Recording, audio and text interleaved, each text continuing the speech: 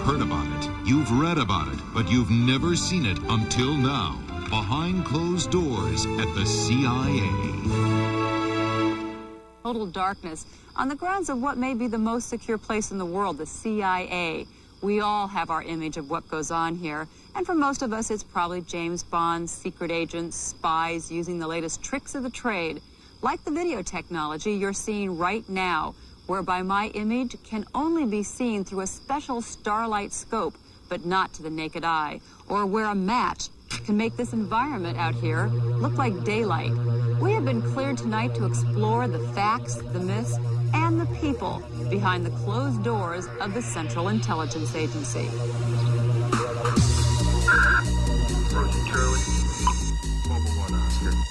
They call it the Compound, a 258-acre classified city with no street address but its own zip code. For the first-time visitor, it's intimidating. Security is tight. Can I have your social security number, please? 58762. You do get the feeling that everybody here knows everything about you. That's not true. But security does monitor all of your movements once inside. There are no tours here. Even immediate family members can't come in except one day, once a year. Just getting the agency to agree to this story took 2 years of persistence and negotiation, and we agreed on certain ground rules. We would be escorted by CIA representatives at all times, even trips to the restroom. All CIA employees were notified of our presence and given the option to appear. Because there were undercover operatives in the buildings, the agency had the right to review our videotape and erase any footage that directly compromised their security clearance. Our interview questions were not screened in advance, and we retained complete editorial control. Were you a spy? The agency itself is a contradiction in terms. For almost 50 years, a secret organization in a free society. Their official mission, to collect, analyze, and disseminate raw information, intelligence about foreign countries for our nation's top officials. The vast preponderance of what we collect, frankly, we steal, all right? I mean, that's what intelligence is. It's stealing secrets. Right? We steal by flying reconnaissance satellites. We steal by listening out on communications. We steal by recruiting assets in agents in places where people don't know that they're present. Certainly there's going to be a lot that you can't talk about publicly, because in talking to you and to Americans, I'm also talking to Saddam Hussein and Kim Jong-il and Hezbollah and all of the people that, frankly, we're spying on. To protect those interests, the agency was built so that what goes on here stays here. On the outside, the green-tinted windows are electromagnetic shields, so no internal communications can be intercepted. Inside, engineers and architects design what is known as the wave, hallways that deliberately twist and turn, choking off all radio emissions while allowing people and air to move freely. One of the first things that you notice is that the office doors have much more than a conventional lock and key. Because what's inside is for their eyes only. To secure entry, each door has a special combination lock. In fact, the offices are called vaults. A typical vault looks like pretty much any other government office, except that you're issued 2 phones. The green one is secure, the beige one is not, and they must be 3 feet apart so as to avoid eavesdropping.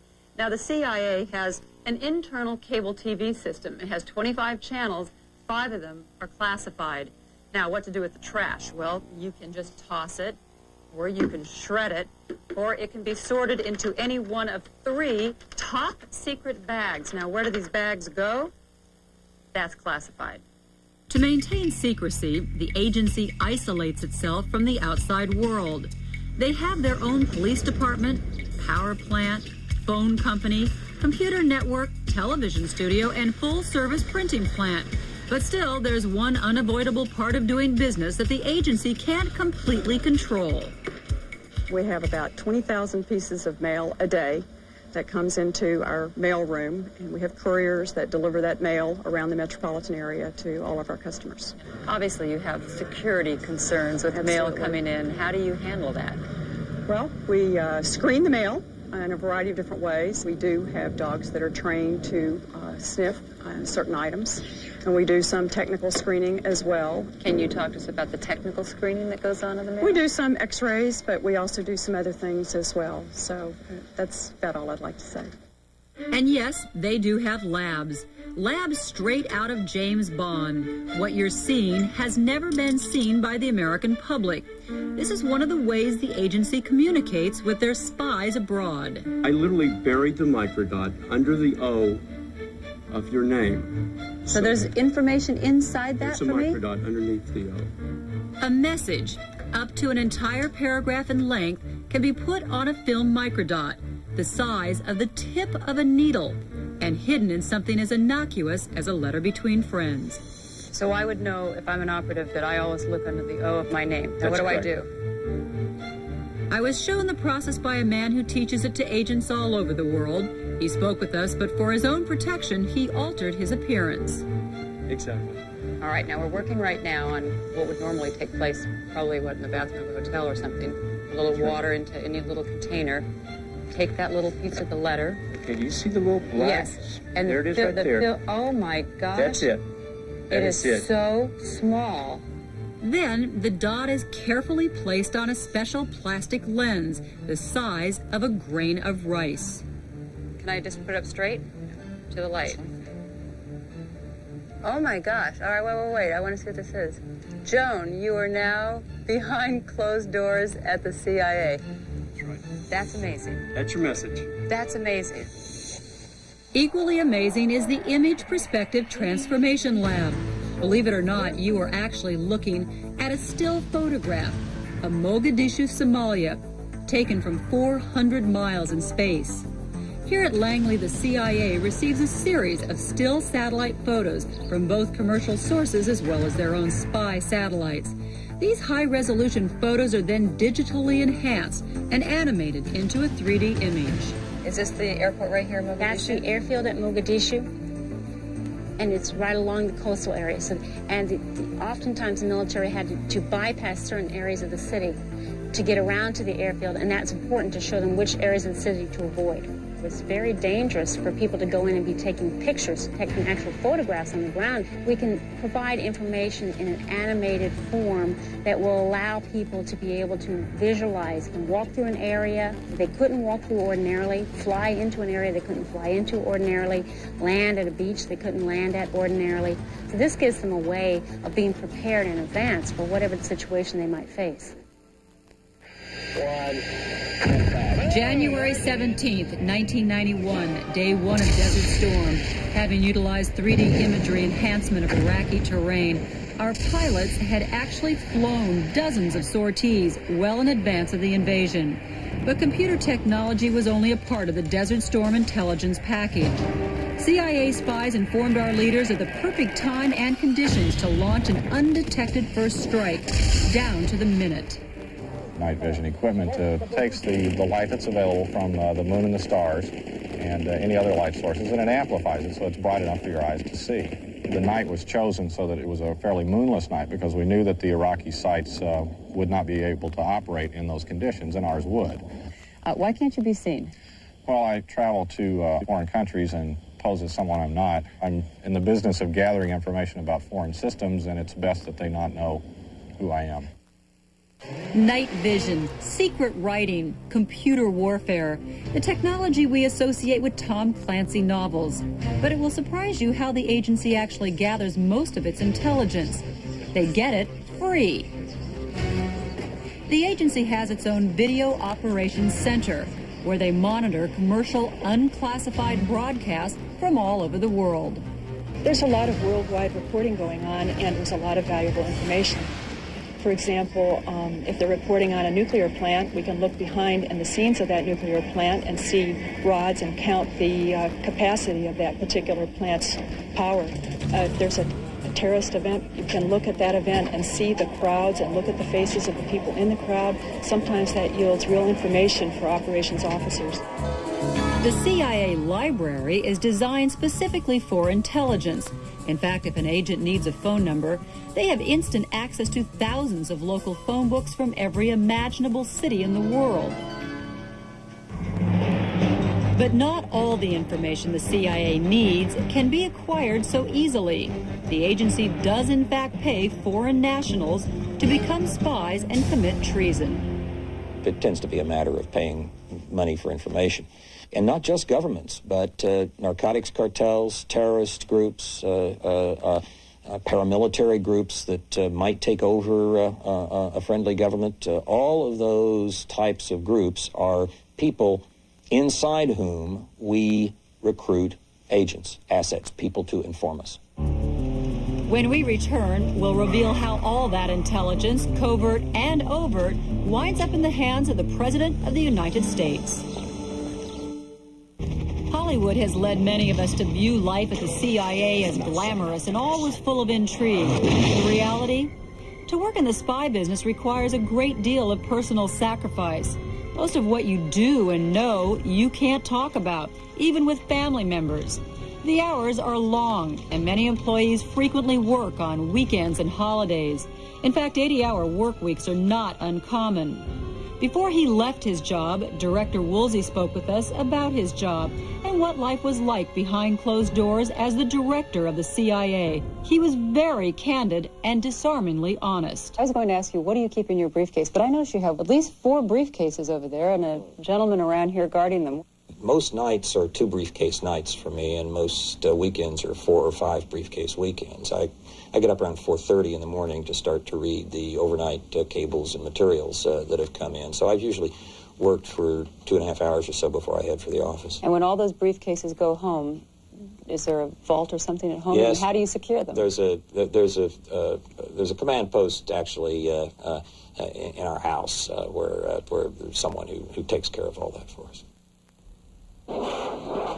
4:30 a.m. It's rush hour at the agency. And for those who work in the printing press, this is the busiest and most important time of the day. They are on a deadline to finish printing the hundreds of copies of classified daily briefings that have to be proofed, bound, and numbered. We would have to have it completely printed, collated, and out our back door no later than 5:30 in the morning. 5:30 a.m. Karen Moore comes to work. She is one of 7 senior analysts who brief everybody from the president on down. Her job? To condense the world economy into a secret report for the administration's top advisors. All intelligence eventually comes through here, the hub, the operations center of the CIA.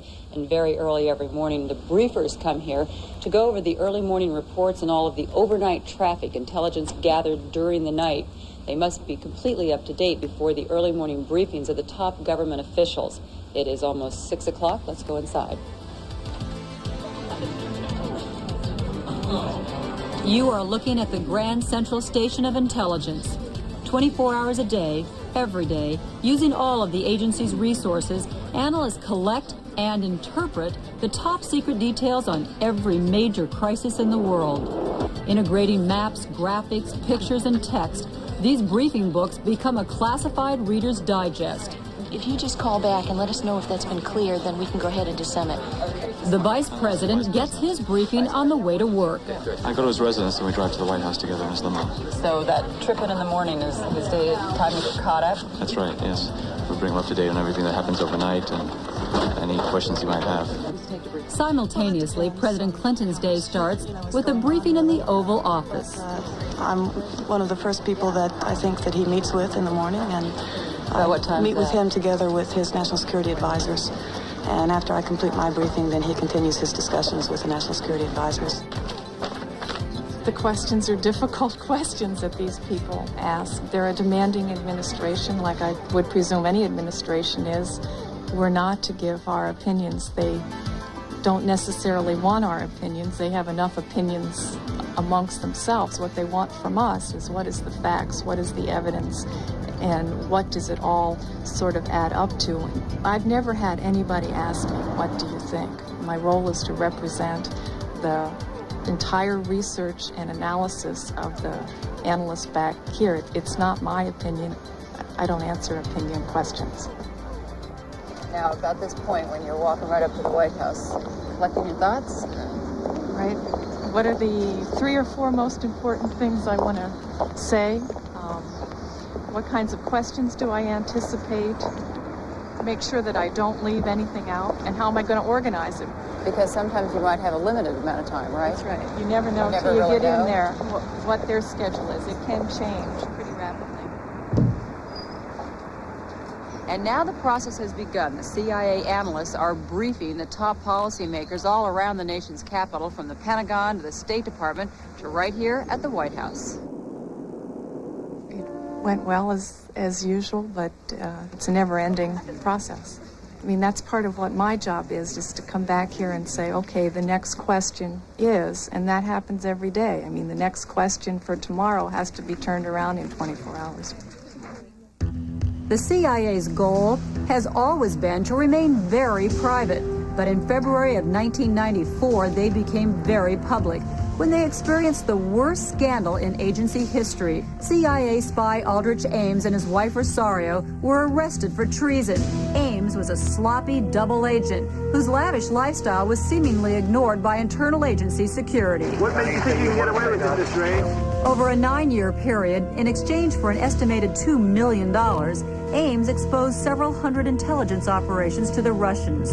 The information he sold led to the execution of at least 12 top agents. Aldrich Ames was not a friend of communism. Aldrich Ames was a greedy, despicable man who wanted a big house and a Mercedes. Jaguar.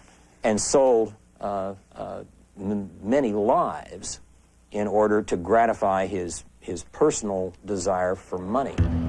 Aldrich Ames is now serving a life sentence without the possibility of parole. Although Director Woolsey was not at the CIA during Ames' tenure, it became his responsibility to discipline agency employees who failed to detect Ames' actions. Woolsey came under intense personal attack for not firing any of them. It would have been politically a lot easier to have fired the 4 remaining people who were here, but I gave those individuals letters of reprimand, and I didn't do more for one simple reason. I didn't think it was fair. Many claim that because of that decision, Mr. Woolsey was forced to resign. Immediately following his resignation, outside the compound, the former director sat with us again for this exclusive interview. You were under so much scrutiny. There are those who say that you've left before being asked to leave. What would you say? I had no indication from the president or from anyone who mattered that I was going to be asked to leave at all.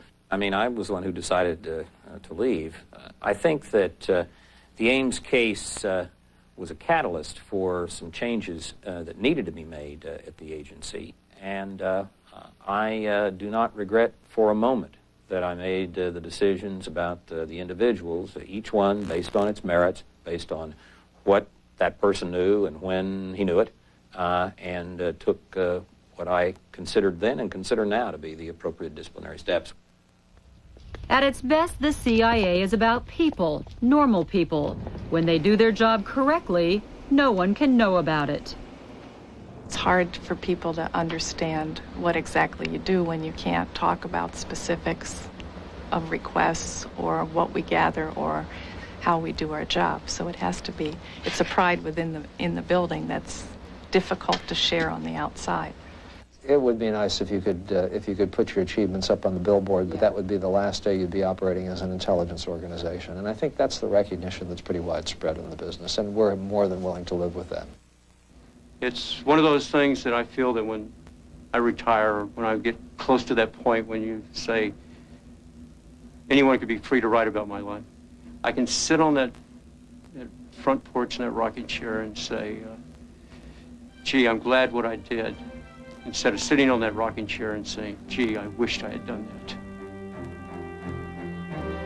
The agency of the 90s is a company in transition. The Ames case, general government downsizing, and the end of the Cold War have led Congress and the agency itself to re-examine the mission, opening 50 years of closed doors.